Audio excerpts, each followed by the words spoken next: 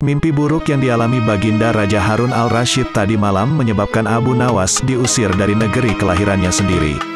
Abu Nawas tidak berdaya, bagaimanapun ia harus segera menyingkir meninggalkan negerinya tercinta. Hanya karena mimpi, masih jelas terngiang-ngiang kata-kata Baginda Raja di telinga Abu Nawas. Tadi malam aku bermimpi bertemu dengan seorang laki-laki tua. Ia mengenakan jubah putih. Ia berkata bahwa negerinya akan ditimpa bencana bila orang yang bernama Abu Nawas masih tetap tinggal di negeri ini. Ia harus diusir dari negeri ini sebab orang itu membawa kesialan. Ia boleh kembali ke negerinya dengan syarat tidak boleh dengan berjalan kaki, berlari, merangkak, melompat-yompat dan menunggang keledai atau binatang tunggangan yang lain, kata Baginda Raja kepada Abu Nawas. Dengan bekal yang diperkirakan cukup, Abu Nawas mulai meninggalkan rumah dan istrinya. Istri Abu Nawas hanya bisa mengiringi kepergian suaminya dengan derayan air mata.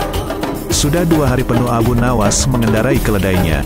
Bekal yang dibawanya mulai menipis. Abu Nawas tidak terlalu meratapi pengusiran dirinya dengan kesedihan yang terlalu mendalam. Sebaliknya Abu Nawas merasa bertambah yakin bahwa Tuhan Yang Maha Perkasa akan segera menolong keluar dan kesulitan yang sedang melilit pikirannya. Bukankah tiada seorang teman pun yang lebih baik daripada Allah?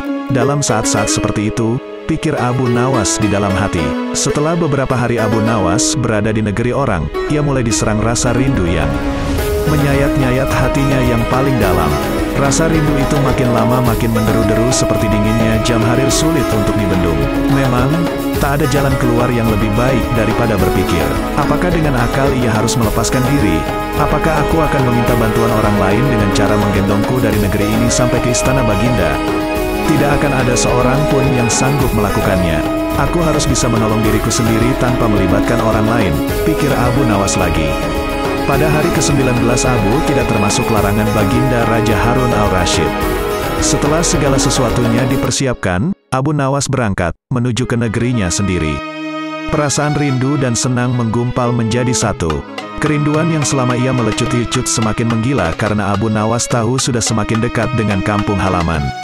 Mengetahui Abu Nawas bisa pulang kembali, penduduk negeri gembira desas-desus tentang kembalinya Abu Nawas segera menyebar secepat bau semerbak bunga yang menyerbu hidung.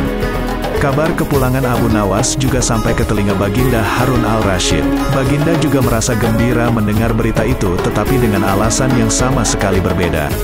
Rakyat gembira melihat Abu Nawas pulang kembali, karena mereka mencintainya. Sedangkan Baginda Raja gembira mendengar Abu Nawas pulang kembali karena beliau merasa yakin kali ini pasti Abu Nawas tidak akan bisa mengelak dari hukuman.